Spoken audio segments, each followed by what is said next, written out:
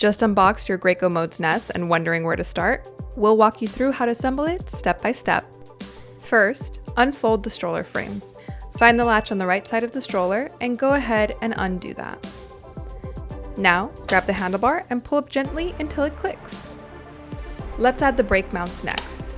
These just slide onto the lower part of the frame. Make sure the lever is pointing towards the back. Next, let's attach the back wheels. Slide the axle into the center hole of the brake mount. Once it's through, line up the back wheel and press until you hear a click.